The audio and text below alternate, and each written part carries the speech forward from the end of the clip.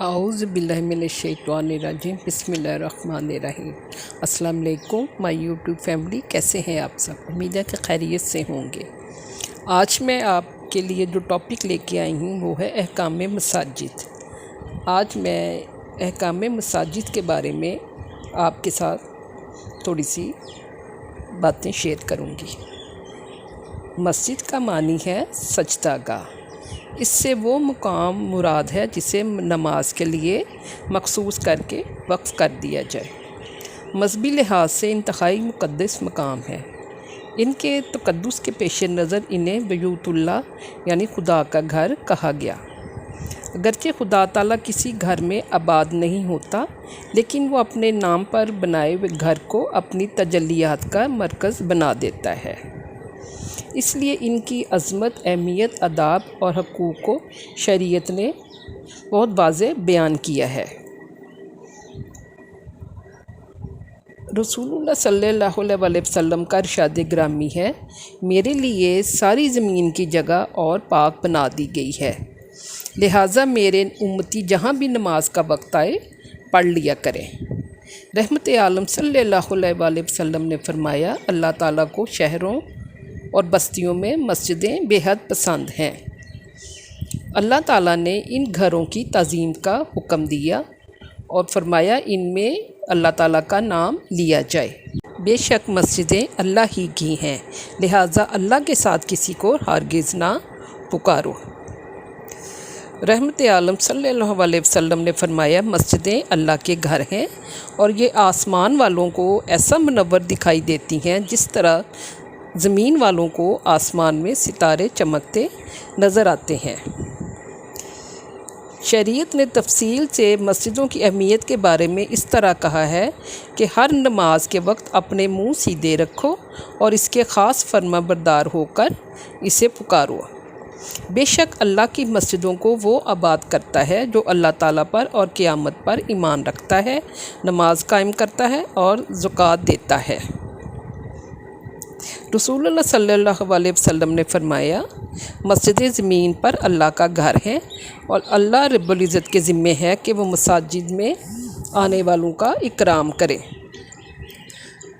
رسول اللہ صلی اللہ علیہ وسلم نے فرمایا، جو بندہ جس وقت بھی صبح یا شام کو اپنے گھر سے نکل کر مسجد کی طرف جاتا ہے تو اللہ تعالیٰ اس کے واسطے جنت کی مہمانی کا سامان تیار کراتا ہے۔ دفعہ بھی صبح یا شام کو مسجد میں جائے۔ رسول اللہ صلی اللہ علیہ وسلم نے فرمایا کہ اللہ تعالیٰ کے جو بندے اندھیروں میں مسجدوں کو جاتے ہیں ان کو بشارت سنا دیں کہ قیامت کے دن ان کو اللہ تعالیٰ کی طرف سے نور کامل عطا ہوگا۔ آپ صلی اللہ علیہ وسلم نے فرمایا کہ آدمی کی با جماعت نماز اس کی اپنے گھر اور بازار کی نماز سے 25 گنا فوقیت رکھتی ہے۔ جب بندہ اچھی طرح وضو کر کے مسجد کی طرف جاتا ہے تو اسے گھر سے نماز کے سوا کسی اور نکلا ہو تو ہر ایک قدم کے بدلے اس کا ایک درجہ بلند ہوتا ہے اور ایک گناہ معاف ہوتا ہے۔ اور پھر جب وہ مسجد میں نماز پڑھے گا اور جب تک اپنی نماز کی جگہ بیٹھا رہے گا تو فرشتے اس کے لیے مغفرت اور رحمت کی دعا کرتے رہیں گے۔ جتنی دیر وہ نماز کے انتظار میں رہے گا وہ سارا وقت عبادت میں شمار ہوگا۔ رسول اللہ صلی اللہ علیہ وسلم نے فرمایا، زیادہ اجر ان کے لیے ہے جو دور دور سے چل کر آتے ہیں اور مسجد میں جماعت سے نماز پڑھتے ہیں۔ حدیث ہے کہ حضرت ابی بن کعب بیان کرتے ہیں کہ ایک آدمی کا گھر سب لوگوں سے زیادہ دور تھا، اس کے باوجود اس کی کبھی بھی جماعت سے نماز فوت نہ ہوئی۔ اس سے کہا گیا کہ اگر تم گدھا خرید لو اور اندھیرے اور گرمی میں اس پر سوار ہو کر آیا کرو، تو اس نے جواب دیا کہ میں یہ نہیں چاہتا کہ میرا گھر مسجد کے پہلو میں ہو، بلکہ میں تو اس بات کو خواہشمند ہوں کہ مسجد میں آنے اور واپس جانے کے میرے قدم لکھی جائیں اور مجھے زیادہ اجر ملے۔ یہ سن کر رسول اللہ صلی اللہ علیہ وسلم نے فرمایا، تمام نمازیوں کے برابر اللہ نے اسے اجر عطا فرمایا۔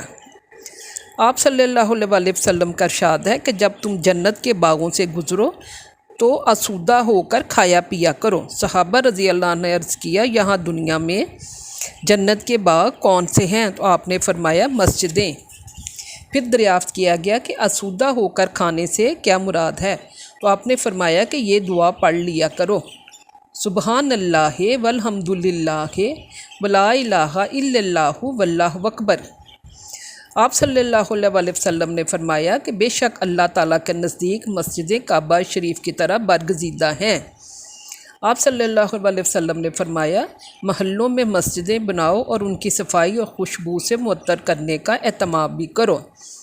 آپ نے فرمایا مسجد کو پاک صاف رکھا جائے، اس میں جھاڑو دیا جائے، اگر ایک دن کا بھی صفائی کرتے ہوئے مسجد سے نکالا جائے تو اس پر بھی اجر و ثواب ملتا ہے۔ آپ صلی اللہ علیہ وسلم نے فرمایا جو شخص اللہ تعالیٰ کے لیے مسجد تعمیر کرے اس کے لیے اللہ تعالیٰ جنت میں ایک شاندار محل تعمیر فرمائیں گے۔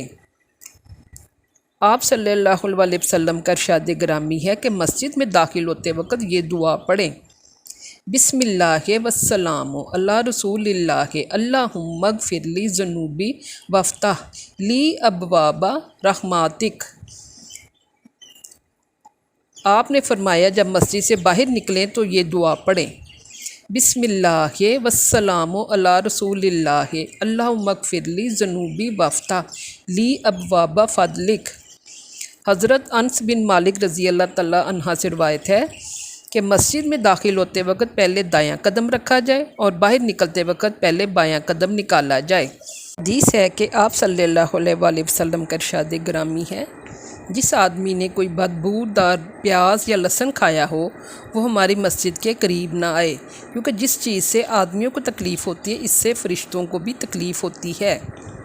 آپ صلی اللہ علیہ وسلم نے فرمایا 7 شخص ایسے ہیں جنہیں قیامت کے دن اللہ تعالیٰ اپنے سائے میں رکھے گا، جن میں سے ایک وہ شخص ہے جس کا دل مسجد کے ساتھ اٹکا ہوا ہے۔ وہ جب مسجد سے نکلتا ہے تو واپسی تک اس کا دھیان اسی طرف لگا رہتا ہے۔ مسجد میں دربار الہی اور جلوہ گاہ رحمت ہے۔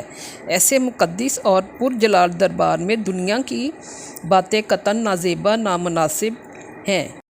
ایک حدیث کے مطابق حضرت صائب بن یزید رضی اللہ تعالیٰ عنہ بیان کرتے ہیں کہ میں ایک دن مسجد نبوی میں سویا ہوا تھا، کسی نے کنکری مار کر مجھے جگا دیا، میں نے دیکھا تو فاروق اعظم رضی اللہ تعالیٰ عنہ تھے۔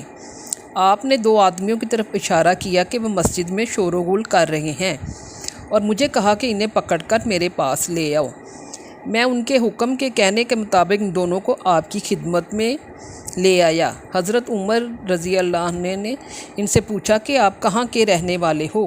ان لوگوں نے طائف کا نام لیا۔ یہ سن کر آپ نے فرمایا اگر تم لوگ مدینہ منورہ کے رہنے والے ہوتے تو تمہیں میں سخت سزا دیتا، اس لیے مسجد میں کسی قسم کی بھی کوئی فالتو بات کرنا یا سونا بھی منع فرمایا گیا ہے۔